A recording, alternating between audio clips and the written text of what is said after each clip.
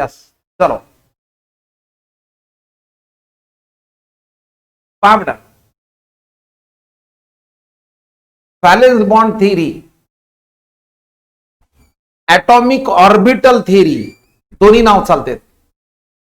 ही theory कोणी introduce केली तर हिटलर आणि लंडन नावाच्या सायंटिस्टचे नाव आहे 1927 ला. बरं, यांनी पण कशा बाबतीत पूर्ण सांगितली, पूर्ण थिअरी कशा बाबतीत येतं, फक्त केमिकल बॉन्ड. कोणता केमिकल बॉन्ड तर फक्त कोव्हॅलेंट बॉन्ड बेटा. कशा पद्धतीने कोव्हॅलेंट बॉन्ड तयार होते आणि कोव्हॅलेंट बॉन्ड झाल्यानंतर काय त्याची स्टेबिलिटी आहे, म्हणजे या थिअरीनं काय काय पॉइंट दिले. नंबर 1 स्टॅबिलिटी बद्दल सांगितलं बेटा त्यांनी. नंबर 2 एनर्जी चेंजेस जे होते तर बॉन्ड फॉर्मेशन मध्ये त्या बाबतीत ते सांगितलं. नंबर 3 तिसरा पॉइंट काय दिला, जॉमेट्री शेपच्या बाबतीत दिला त्यांनी. ना जसं फॉर एक्झाम्पल इथं पहा, आता मी जर तुम्हाला म्हणलं एखाद्या मॉलिक्युलची जॉमेट्री टेट्राहेड्रल आहे, टेट्राहेड्रल म्हणल्यानंतर आपण म्हणतो या पद्धतीने ही टेट्राहेड्रल आहे बेटा, याला आपण म्हणतो टेट्राहेड्रल आहे. जसं मिथेन आहे, मिथेनची जॉमेट्री कोणती आहे, टेट्राहेड्रल आहे. टेट्राहेड्रल म्हणजे कोणता येणार, या पद्धती, हे कार्बन आहे, हे हाइड्रोजन, यहां हाइड्रोजन, यहां हाइड्रोजन, यहां हाइड्रोजन, ये टेट्राहेड्रल जॉमेट्री. बराबर आहे, यांनी सांगितलं याच्यामध्ये. ठीक आहे. दूसरी बात है ऑक्टाहेड्रल ज्योमेट्री, ये ऑक्टाहेड्रल है, ये ऑक्टाहेड्रल म्हणतो आपण. चांदनी, चांदनी है ना, ही ऑक्टाहेड्रल है बेटा, है ना. यानी या बाबतीत सांगितलं. अब ये थियरी क्यों इंट्रोड्यूस हुई बेटा, ऑक्टेट रूल के कुछ ड्रॉबॅक थे. ऑक्टेट रूलचे काय ड्रॉबॅक होते, ऑक्टेट रूलने हे सांगितलं की कोव्हॅलेंट बॉन्ड कसा तयार होते तर दोन ऍटम मध्ये इक्वल शेअरिंग तयार होते. म्हणजे electrons are responsible for the formation of covalent bond. किसने दिया था, ऑक्टेट रूल ने दिया था. उन्होंने स्टेबिलिटी के बारे में बात नहीं दिया, उन्होंने एनर्जी चेंजेस के बारे में कुछ बात नहीं किया, इंटरएक्टिंग फोर्सेस के बारे में भी बात नहीं किया.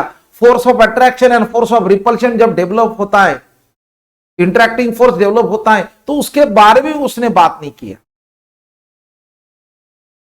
उसने मॉलिक्यूल का शेप कौन सा है, टेट्राहेड्रल है, प्लेनार है, ट्रायगोनल है, अरे याच्या बाबतीत सुद्धा यांनी सांगितलं नाही. मग यांच्यानंतर कोणते आलंय, यांच्यानंतर थिअरी आली valence bond theory, atomic orbital theory. वाक्य पहा, ऑर्बिटल.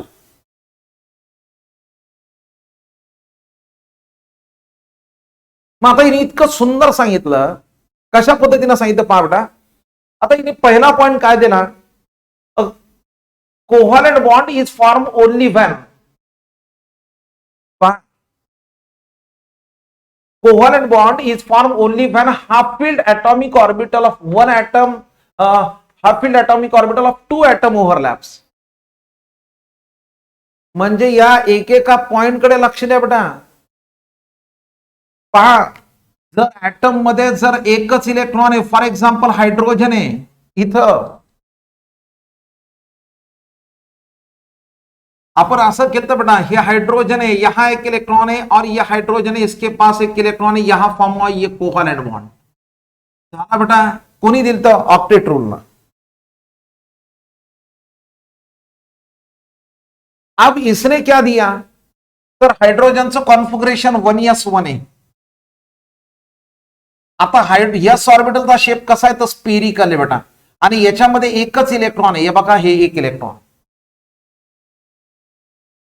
म्हणजे एस ऑर्बिटलचा शेप कसा आहे तर स्पेरिकल आहे. ऑर्बिटल तुम्ही कोणतंही घ्या, त्या ऑर्बिटल मध्ये दोनच इलेक्ट्रॉन असते बेटा, जास्तीत जास्त दोनच इलेक्ट्रॉन आहेत. कोणताही ऑर्बिटल घ्या, दोनच इलेक्ट्रॉन येणार. जर ऑर्बिटल मध्ये एक इलेक्ट्रॉन असेल तर त्याला म्हणतात हाफ फील्ड. मग इथं पहा, हायड्रोजन मध्ये एकच इलेक्ट्रॉन आहे, तो इलेक्ट्रॉन कुठे तर एस ऑर्बिटल मध्ये, म्हणून आपण हे हाफ फील्ड एस ऑर्बिटल आहे. ठीक आहे. दुसरा मी हाइड्रोजनचा एक ऍटॉमिक ऑर्बिटल घेतो बेटा, ऑर्बिटल. वाक्य पहा, एक एटम का मैं ऑर्बिटल लेता हूं बेटा, कौन से, हाइड्रोजन का, यस ऑर्बिटल. अब कोई बोले कि दोनों में फर्क क्या है, ये वैलेंस बॉन्ड थ्योरी का कहना क्या है, कोवलेंट बॉन्ड कैसे बनता है?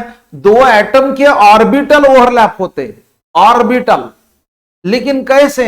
एक क्लॉकवाइज चाहिए, एक अपोजिट, एक एंटी क्लॉकवाइज चाहिए, मीन्स अपोजिट स्पिन चाहिए, म्हणून हे रिप्रेझेंट केलेत बेटा.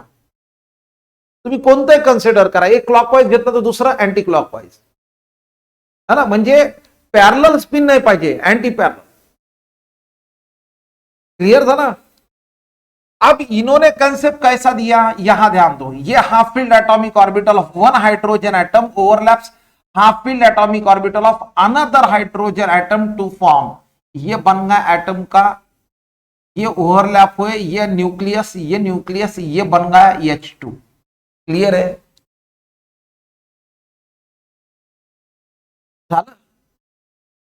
क्लियर था ना? चला दूसरा याच पद्धतीने. अब हमने यहां फॉर्म कौन सा किया? तो H2 फॉर्म की. और एक बात है, जब ओवरलैपिंग दो ऑर्बिटल के बीच में, यहां इसका मतलब दो न्यूक्लियस के बीच में, दोन न्यूक्लियसच्या मध्ये जेव्हा ओव्हरलॅपिंग होईल बेटा,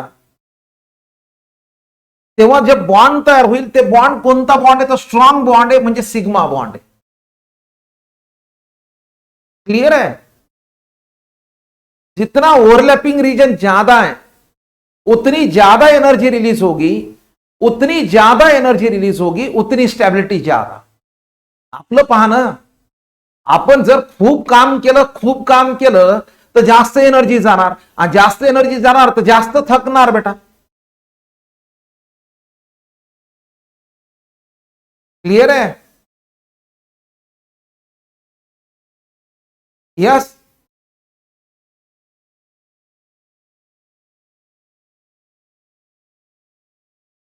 चलो आगे. अगेन एक पॉइंट बेटा, अजून एक महत्वाचा पॉइंट पहा बेटा. या the atomic orbitals, sorry, during overlapping यहां देखो, इलेक्ट्रॉन गेट पेयर्ड, म्हणजे स्पिन गेट न्यूट्रलाइज्ड. एक क्लॉकवाइज, दूसरा एंटी क्लॉकवाइज, झाला का न्यूट्रलाइज? झाला पॉसिबिलिटी था. पर ऑक्टेट रूल ते एनर्जीच्या बाबतीत काही सांगितलेलं नाही, काहीच सांगितलं नाही. ऑक्टेट रूल इतना दिया, sharing of electron between two atom known as covalent bond. अरे एनर्जी के बारे में बात तो करो. अरे नाही, थोडा विचार सुद्धा केला नाही, त्यांना कळायला पाहिजे होतं ना. बरोबर आहे ना? कोणी सांगितलं? यांनी सांगितलंय. मग यांनी किती सुंदर सांगितलं पहा बेटा. जो एटम के ऑर्बिटल ओवरलैपिंग में इन्वॉल्व है, उनकी एनर्जी नियरली सेम है. देखो ये दोनों की एनर्जी सेम है, ये दोनों की एनर्जी सेम है. तो कोवलेंट बॉन्ड कब बनता है?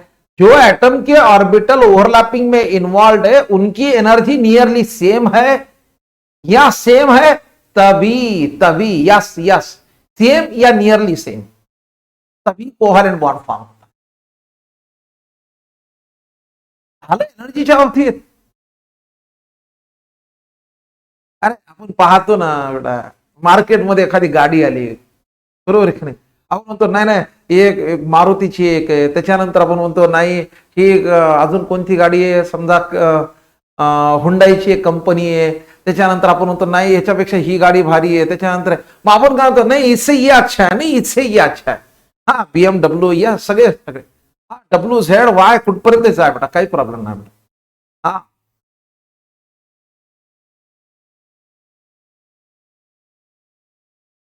बर, मला एक सांगा, या सायंटिस्ट लोकांचा एक विचार करा बरं. यांच्याकडे एक गुण चांगला आहे, ते तुम्ही लक्षात ठेवा. यांनी कोणती थिअरी डिस्टर्ब केली नाही बेटा. ऑक्टेट रूल जो था, लास्ट शेल के इलेक्ट्रॉन से ही बॉन्ड बनता है, यहां भी वही कंसेप्ट है, लास्ट शेल के इलेक्ट्रॉन से ही बॉन्ड बनता है, कहीं डिस्टर्बन्स नहीं आ. बरोबर आहे ना? पहा इथं. चलो और अब मुझे यहां हमने फॉर्म किया H2 मॉलिक्यूल, ठीक है. ये आप देखो, यहां में एक हाइड्रोजन फ्लोरीन लेता हूं। चलो फ्लोरीन का एटॉमिक नंबर 9 है, कॉन्फिगरेशन 2,7 है। 1s2a 2s2a 2px2a 2py2a आणि 2pz1 आहे। ज्यांना हे माहित नाही ना तरी माझे मागचे व्हिडिओ पाहून घ्या बेटा। इलेक्ट्रॉनिक कॉन्फिगरेशन एवढं पाहिले तरी बस सर बेटा। आता मला सांगा एस सबशेल मध्ये एस ऑर्बिटल आहे, पी सबशेल मध्ये 6 इलेक्ट्रॉन आहेत, पी मध्ये ऑर्बिटल किती आहेत तर 3 आहेत, पीएक्स पीवाय पीझेड हे काय तर ऑर्बिटल आहेत। ऑर्बिटल म्हणजे काय, जिथे इलेक्ट्रॉन सापडण्याचं प्रमाण सगळ्यात जास्त, जहां इलेक्ट्रॉन पाए जाने के चांसेस सबसे ज्यादा वो ऑर्बिटल है। तो ये पीएक्स पीवाय पीजेड ऑर्बिटल है और पी ऑर्बिटल का शेप कैसा है तो डंबेल शेप है, बराबर है। आप देखो यहां हाइड्रोजन का कॉन्फिगरेशन 1s1 है। अब फ्लोरीन का पीजेड में एक ही अनपेड इलेक्ट्रॉन है, अनपेड इलेक्ट्रॉन से कोवैलेंट बॉन्ड फॉर्म होता है पीजेड में। अब चलो मैंने यहां लिया ये हाइड्रोजन का यस ऑर्बिटल 1s1, ठीक है, ये हाइड्रोजन का। अब यहां मुझे बात बताओ, ये मैंने लिया फ्लोरीन का, ये फ्लोरीन है यहां, और ये ऑर्बिटल कौन सा है तो 2pz1 है, ठीक है, ये हुआ फ्लोरीन, ठीक है। ओवरलैप हुआ, ये हाइड्रोजन का यस ऑर्बिटल फ्लोरीन के पी ऑर्बिटल पे ओवरलैप हुआ। अब ये ओवरलैप, चलो ये ओवरलैप। अब मुझे बात बताओ ओवरलैप होने के बाद क्या फॉर्म हुआ, एचएफ फॉर्म हुआ, बराबर है, क्लियर है। यहां हमने H2 फॉर्म किए, दो न्यूक्लियस के बीच में ओवरलैप हुआ। इलेक्ट्रॉन डेंसिटी सबसे ज्यादा कहां तो दो न्यूक्लियस के बीच में, तो सिंगल बॉन्ड हमेशा सिग्मा बॉन्ड है, सिग्मा बॉन्ड ये स्ट्रॉन्ग बॉन्ड है, बराबर है। और एक बात, ये थ्योरी ने क्या दिया, अगर जितने आपके पास अनपेयर्ड इलेक्ट्रॉन है उतनी कोवैलेंट बॉन्ड फॉर्म होते, ये थ्योरी ने दिया। Number of unpaired electron present in valence shell is equal to number of covalent bond form. म्हणजे यांनी व्हॅलन्सी डिसाइड केली ना अनपेयर्ड इलेक्ट्रॉन, बरोबर आहे का। मग आता मला सांगा हायड्रोजनची व्हॅलन्सी किती आहे, केरिंग मध्ये एक गेला, एकच आहे। फ्लोरीनची व्हॅलन्सी किती आहे, एकच आहे, एक इलेक्ट्रॉन इन्वॉल्व है, सही है ना, ठीक है। अब मैंने यहां H2 फॉर्म कर दिया, यहां HF फॉर्म कर दिया। आप HF फॉर्म करो, HCl फॉर्म करो, HBr HI सब फॉर्म करो, कोई प्रॉब्लम नहीं है, सिग्मा बॉन्ड ही फॉर्म। फ्लोरीन के लास्ट शेल में 7 इलेक्ट्रॉन है, 7 में से एक अनपेयर्ड इलेक्ट्रॉन कहां है पीजेड में, तो फ्लोरीन क्लोरीन ब्रोमीन आयोडीन के पीजेड का ही ऑर्बिटल ओवरलैपिंग में इन्वॉल्व है, उससे बॉन्ड फॉर्म होगा। यस क्लियर हुआ। चलो और एक एग्जांपल लेते, चलिए यहां अब मुझे बात बताओ, यहां चलो मैंने यहां लिया एक फ्लोरीन का पी और पीजेड ऑर्बिटल, ये पीजेड ऑर्बिटल 2pz1, यहां भी मैंने pz ऑर्बिटल लिया, चलो यहां ये 2pz1, चलो ओवरलैप हुए। आप बोलो ओवरलैप होने के बाद ये फ्लोरीन का न्यूक्लियस, ये फ्लोरीन का न्यूक्लियस, फ्लोरीन बन गया F2, ठीक है। अगेन सिग्मा बॉन्ड फॉर्म हुआ, आप Cl भी फॉर्म कर सकते हैं, Br2 भी फॉर्म कर सकते हैं, I2 भी फॉर्म कर सकते हैं। दो न्यूक्लियस के बीच में ओवरलैपिंग हुआ, लक्षात ठेवा बेटा, लक्षात ठेवा बेटा, इथं किती सुंदर पॉइंट पाहता, वैलेंस बॉन्ड थियरीनं 3 टाइपचे ओव्हरलॅप दिले बेटा, तीन ही टाइप के ओवरलैप दिए, ओवरलैप। अब मुझे बात बता, यहां भी यस ऑर्बिटल है, यहां भी यस ऑर्बिटल है, तो मुझे बात बता ये ओवरलैप का नाम क्या आने वाला है, यस यस ओवरलैप है, H2 is followed by which type of overlap? S or SS overlap. Half filled S orbital of one hydrogen atom overlaps with half filled S orbital of another hydrogen atom. SS overlap आहे. तर मला सांगा HF, HCl, HBr, HI which type of overlap? कोणत्या type overlap होणार? झालं clear? बरोबर आहे. तिसरा ओव्हरलॅपचा प्रकार सांगा मला, कोणत्या टाईपचा ओव्हरलॅप आहे? अरे मग व्हीबीटी ना तीनच टाईपचे ओव्हरलॅप दिले ना बेटा, 3 टाइप के ओव्हरलॅप आहे. एक एसएस ओव्हरलॅप है, दूसरा एसपी ओव्हरलॅप है, तीसरा पीपी ओव्हरलॅप है. हाँ एक बात सही है, अगर पीपी ओव्हरलॅप है और वो एक्सेली ओव्हरलॅप हुआ, एक्सियल ओव्हरलॅप अगर हुआ, एकाच ऍक्सिस मध्ये जर ओव्हरलॅपिंग झाली, हे पान हे ऍक्सिस घेतला बरोबर आहे, तेव्हा ऑलवेज सिग्मा बॉन्ड फॉर्म होते. सिग्मा बॉन्ड ही बनाता है. अगर यही ओव्हरलॅपिंग लॅटरली हुआ, उभी ओव्हरलॅपिंग झाली, दो न्यूक्लियसच्या म्हणजे अबो आणि बिलो जर ओव्हरलॅपिंग झाली तर पाय बॉन्ड फॉर्म होते. म्हणजे कोव्हॅलेंट बॉन्डचे 2 प्रकार, एक सिग्मा दुसरा पाय. अरे पहा ना, हे बघा हे असे ओव्हरलॅप आहे. ठीक आहे, आता मला सांगा, हे न्यूक्लियस आहे, हे न्यूक्लियस, हा लोब आहे, हा पण लोब आहे. आता पहा कळायला काय, लक्ष द्याले. अब देखो ये ऐसा ओव्हरलॅप, ये ऐसा हुआ, हे पण असा झाला खाली, आणि हे न्यूक्लियस आहे. 2 न्यूक्लियसच्या अबो आणि बिलो ओव्हरलॅपिंग होणाऱ्याला काय म्हणतो आपण?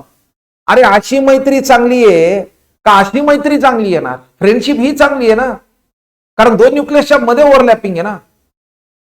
मग sigma bond is formed by coaxial overlap, ये कोएक्सियल ओवरलैपिंग, ये कोलैटरल ओवरलैप है. मींस पीबीटी का कहना क्या है, जब पी ऑर्बिटल कोएक्सियली ओवरलैप होता है तो सिग्मा, लैटरली ओवरलैप हुआ तो पाई. आलं का था? क्लियर था ना? ओव्हरलॅपिंगच्या टाईप झाल्या.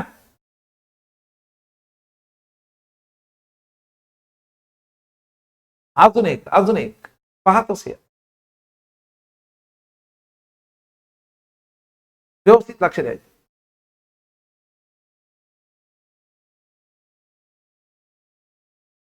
ऑक्टेट रूल का ड्रॉबैक ये था, ऑक्टेट रूल का ड्रॉबैक ये था कि ऑक्टेट रूल ने इंटरएक्टिंग फोर्स के बारे में कुछ बात ही नहीं की. इंटरएक्टिंग फोर्स बद्दल काही सांगितलं नाही, व्हीबीटीनं सांगितलं. इंटरएक्टिंग फोर्स काय?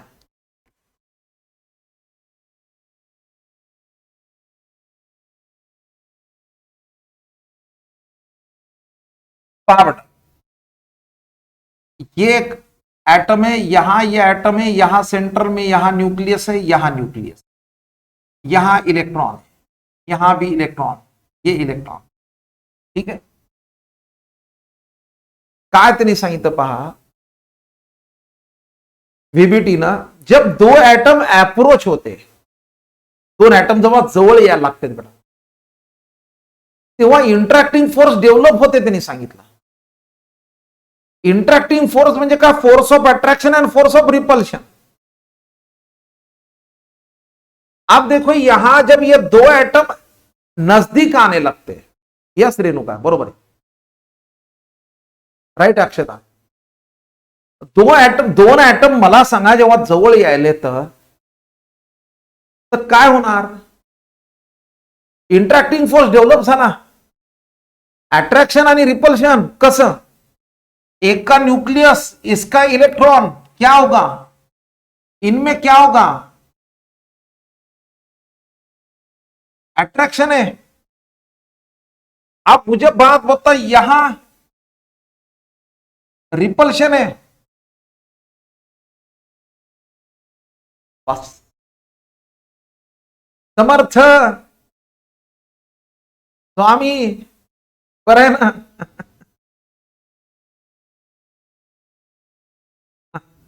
चला पुढे. पहा काय सुंदर थिअरी दिली पहा ह्युइटीन इंटरॅक्टिंग फोर्स के बारे में. अजून एक पॉइंट दिला इथं पहा बेटा. During the bond formation potential energy of a system decreases.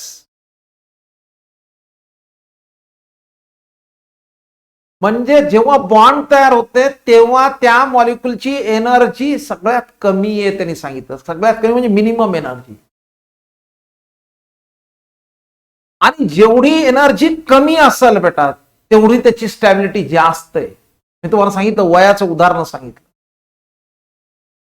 तुम्ही खूप काम केलं जेवढं काम करताल तेवढं जेवढं वर्क करताल तेवढी एनर्जी रिलीज होती. आणि एनर्जी रिलीज झाली तेवढं तुम्ही जास्त थकताल तेवढं जास्त आराम करताल तेवढी स्टेबिलिटी जास्त. म्हणून stability is inversely proportional to energy.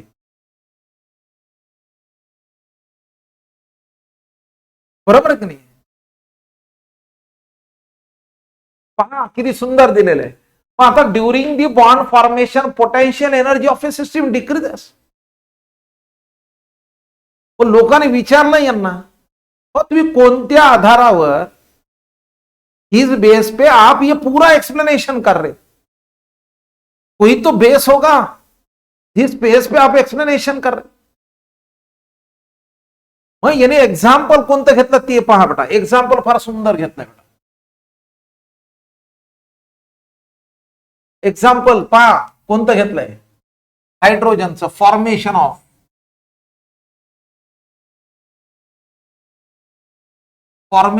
H2 molecule on the basis of potential energy curve.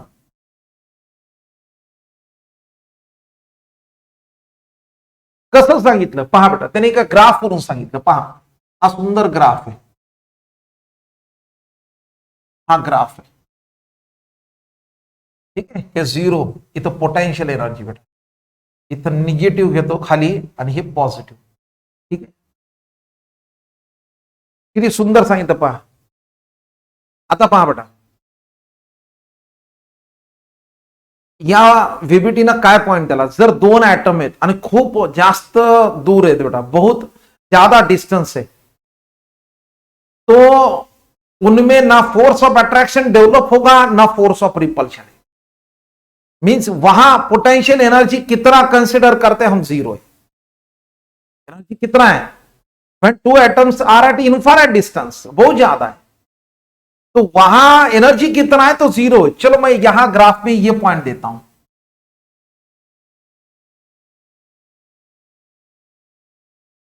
ये क्लॉकवाइज है और ये एंटी क्लॉकवाइज. वही कंडीशन वही लिया मैंने. ठीक है. ये स्टेज फर्स्ट है. ठीक है. यहां ये कंडीशन पे यहां बहुत ज्यादा डिस्टेंस पे ना अट्रैक्शन है ना रिपल्शन है. ठीक है. अब उसके बाद अब ये दो एटम है ये नजदीक आना स्टार्ट हुए जवळ यायला सुरुवात झाली. बरोबर आहे की नाही. मरमर करायला भेटण्यासाठी मरमर चालू आहे त्यांची. खूप आधी लांब होते पण आणि आता मरमर करायला भेटायचं. बरोबर की नाही. एक क्लॉकवाईज एक अँटी क्लॉकवाईज ना. हा आता लक्षात राहते बेटा तुमच्या. आता परफेक्ट लक्षात राहते. बरोबर आहे. आता पहा जवळ जर यायला सुरुवात झाली तो इंटरैक्टिंग फोर्सेस तो डेवलप ही होने वाला है. ये देखो हमने अभी इसके पहले लिए थे. इंटरैक्टिंग फोर्सेस डेवलप हुआ. Force of attraction and force of repulsion है. एक का न्यूक्लियस दूसरे का इलेक्ट्रॉन. ठीक है. अब देखो यहां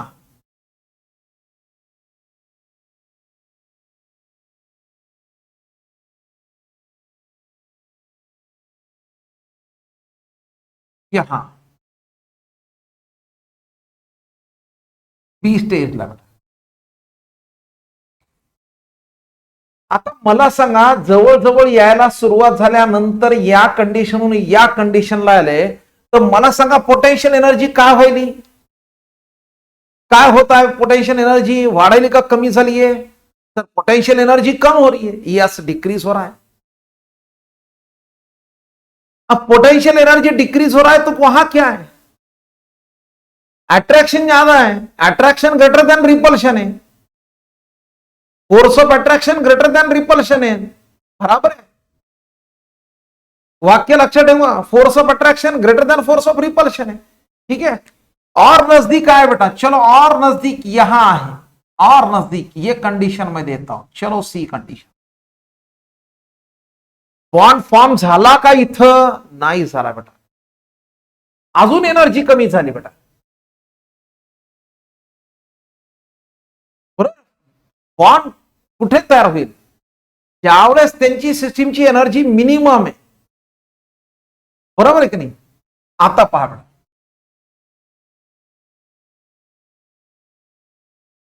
आता पहा बेटा, कोणत्या स्टेजला बॉन्ड तयार झाला, इथं। म्हणजे आपण म्हणतो सर ज्यावेळेस एनर्जी सगळ्यात कमी आहे, बरोबर आहे की नाही, या कंडिशनला, म्हणजे जेव्हा बॉन्ड तयार होईल तेव्हा त्यांची एनर्जी सगळ्यात कमी आहे का, सगळ्यात कमी। पर मला सांगा इथं काय जास्त आहे, यहां बॉन्ड फॉर्म हुआ नहीं है, यहां बॉन्ड फॉर्म हुआ नहीं है, यहां इक्विलिब्रियम फॉर्म हुआ, इक्विलिब्रियम सेटअप हुआ बेटा, force of attraction and force of repulsion में इक्विलिब्रियम मध्ये बेटा, यहां अट्रैक्शन ग्रेटर देन रिपल्शन है, यहां भी वही केस है। यहां इथं पहा ना, हे न्यूक्लियस है, हे न्यूक्लियस है, हे ऑर्बिटल। आता मला सांगा नजदीक आ रहे, बॉन्ड फॉर्म हुआ, यहां नहीं है, यहां नहीं है, आप देखो फॉर्म हुआ, बराबर है, ये बॉन्ड फॉर्म हुआ, तो यहां force of attraction and force of repulsion दोनों इक्विलिब्रियम में। पर अजून मग यहां एटम ओवरलैप नहीं हुए, एटम के ऑर्बिटल ओवरलैप हुए, ये कंडीशन, यहां एटम के ऑर्बिटल ओवरलैप हुए, ठीक है। इसके बाद ओवरलैप होने के बाद भी वीबीटी ने क्या दिया, अगर वो और नजदीक आए तो, मला सांगा अजून जवळ आले, पहा बेटा इक्विलिब्रियम मध्ये, इक्विलिब्रियम कंडिशन ही, बरोबर आहे, म्हणजे force of attraction is equal to force of repulsion या। आता मला सांगा अजून जवळ आले, बॉन्ड फॉर्म झाल्यानंतर आले जवळ, आले जवळ आल्यानंतर मला सांगा हे न्यूक्लियस आणि न्यूक्लियस आहे, जवळ आलाय बेटा, मग न्यूक्लियस न्यूक्लियस जर जवळ आले तर अट्रॅक्शन असेल का रिपल्शन असेल,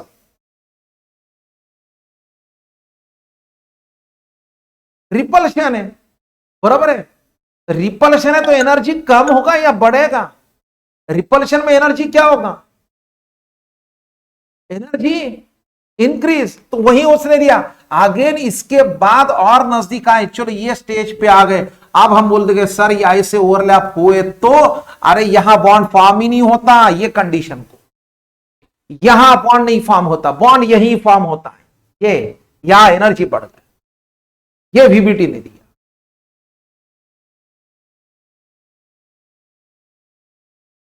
म्हणजे जेव्हा बॉन्ड तयार होणार तेव्हा सिस्टीमची एनर्जी सगळ्यात कमी असेल, पहा बेटा, पहा इथं या केसमध्ये, आणि किती सुंदर दिलंय पहा। पण याला एक्झाम्पल कोणतं घेतलं माहितीये का, हायड्रोजन सारखे सगळे एक्झाम्पल घेतले बेटा, त्यामध्ये एकच इलेक्ट्रॉन आहे, दुसरे एक्सप्लेनच करता आलं नाही। आपण म्हणतो ना, अरे तुलाच काही येत ना, दुसऱ्याला कायला समजून सांगायला, बरोबर का नाही। याने एवढे मोठे एक्झाम्पल घेतलेत, कशावर होतं, याच्यावरून। अजून एक हे झाले, इथं क्लिअर झाले। दुसरा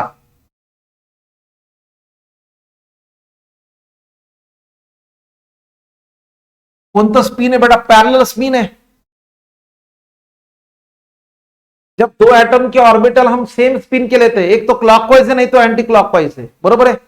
मग व्हीबीटी न काय दिलं, जर दोन सारखे स्पिनचे जर जवळ आले तर काय होणार आहे, एनर्जी काय होत चालली, पहा बेटा एनर्जी काय होत चालली यांची, एनर्जी का होत चालली, वाढायली. मग एनर्जी जर वाढत असेल तर बॉन्ड फॉर्म होगा क्या, नहीं है, बॉन्ड फॉर्म नहीं होता. बराबर आहे.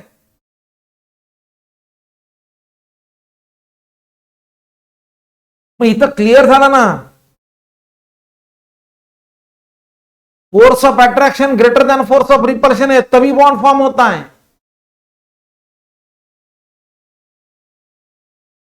बरोबर आहे का. म्हणून इथं पॉइंट दिला ना, पण पहा ना, during the overlapping of atomic orbitals the electron density increases between the two nuclei and therefore repulsion between the two bonded atom decreases and this result the liberation of energy. गेली ना energy, मरमर करू लागले पहिले भेटण्यासाठी, बरोबर आहे की नाही. आलं का लक्षात. इतक्या दुरून जवळ आले, जवळ आले, जवळ आले, एनर्जी गेली गेली गेली. Liberation, exothermic, exothermic heat evolved. अरे H2 जेव्हा तयार होते तेव्हा हीट इव्हॉल्डच होणार ना, ऍटम अनस्टेबल आहे ना.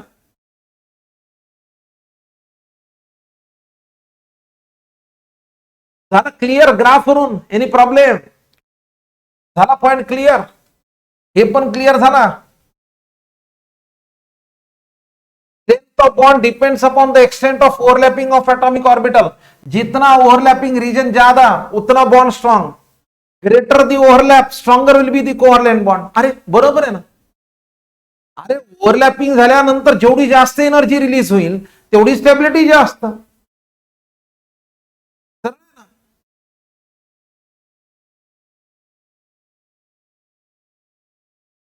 पुढे इथपर्यंत काही प्रॉब्लेम.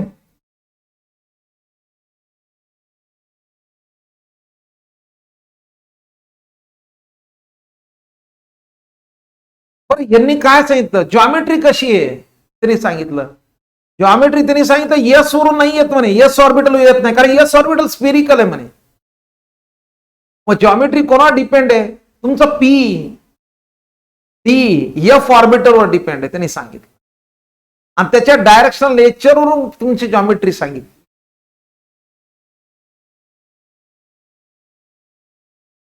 बरं, अजून एक सुंदर पॉईंट दिला त्याने व्हॅलन्सीच्या बाबतीत सांगितलं, फारच सुंदर सांगितलं. हायड्रोजनची व्हॅलन्सी एक आहे. नाही, माझ्या इथं काही प्रॉब्लेम नाही.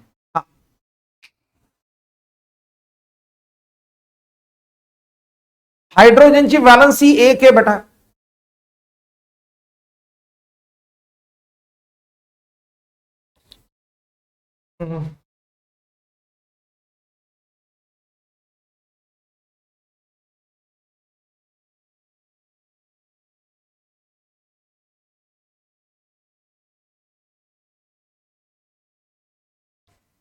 चलो राइट. हाइड्रोजन की वैलेंसी है क्या, अरे एक ही कोवलेंट बॉन्ड बनाएगा ना,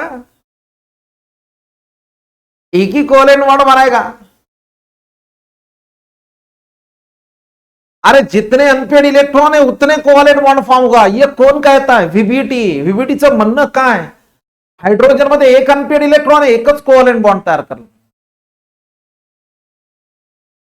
ऑक्सीजन मध्ये दोन अनपेड इलेक्ट्रॉन है, दो कोवलेंट बॉन्ड फॉर्म करेगा. नाइट्रोजन में तीन अनपेड इलेक्ट्रॉन है, तीन कोवलेंट बॉन्ड फॉर्म करेगा. Number of unpaired electron present in large shell is equal to number of covalent bond form.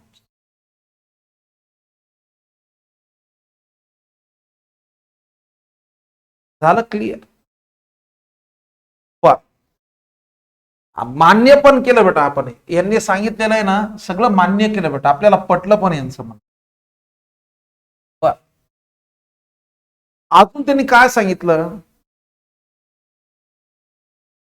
एखाद्या मॉलिक्यूल किंवा एखाद्या स्पेसिस मध्ये जर अनपेड इलेक्ट्रॉन असेल बेटा तर ते मॅग्नेटिक फील्ड कडे अट्रॅक्ट होते म्हणे, त्याला आपण म्हणतो पॅरामॅग्नेटिक इन नेचर. आणि जर पेअर्ड असेल, जोडी असेल, जोडी, तर ती अट्रॅक्ट होणार नाही, त्याला आपण म्हणतो डायमॅग्नेटिक इन नेचर. झाला तर प्यारा, आणि कोण प्यारा आहे, अनपेअर्ड. बरोबर आहे की नाही? अरे एकटं असेल तरच अट्रॅक्ट होणार ना. सरळ सरळ आहे ना. प्रत्येकाने नियमच आहे नाही निसर्गाचा. बरोबर आहे का नाही? आता लक्ष द्यायले निहा अधिराज, बरोबर आहे की नाही? मग आता मला सांगा H2 मध्ये किती इलेक्ट्रॉन आहेत बेटा? H2 मध्ये इलेक्ट्रॉन किती आहेत शुभम?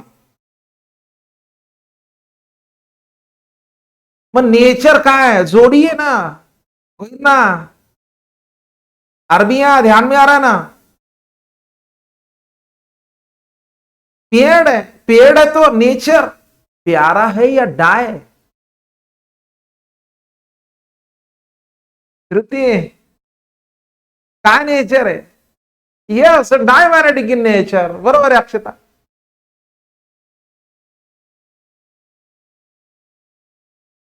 यस चल.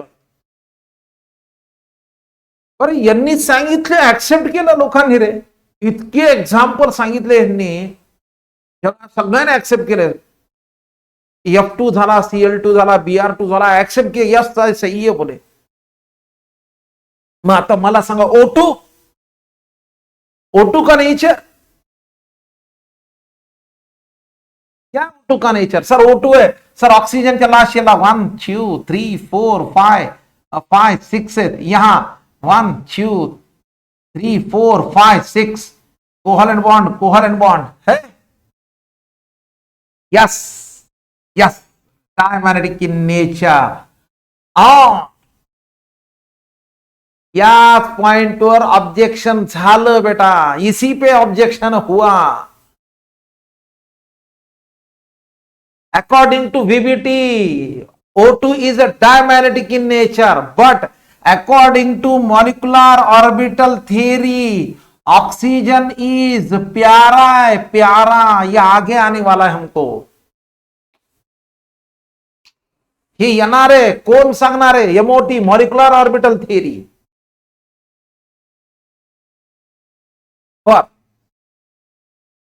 आता प्रॉब्लेम काय ना,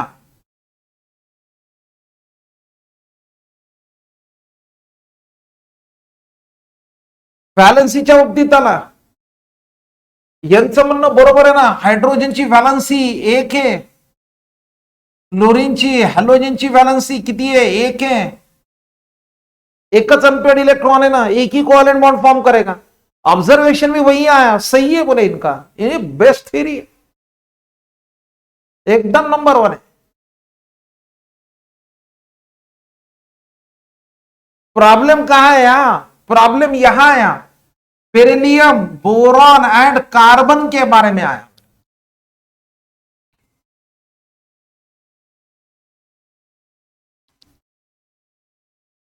हा जो पार्ट आहे हा आपण नेक्स्ट पिरियडला पाहणार आहेत बेटा. कारण आता होणारही नाही ते.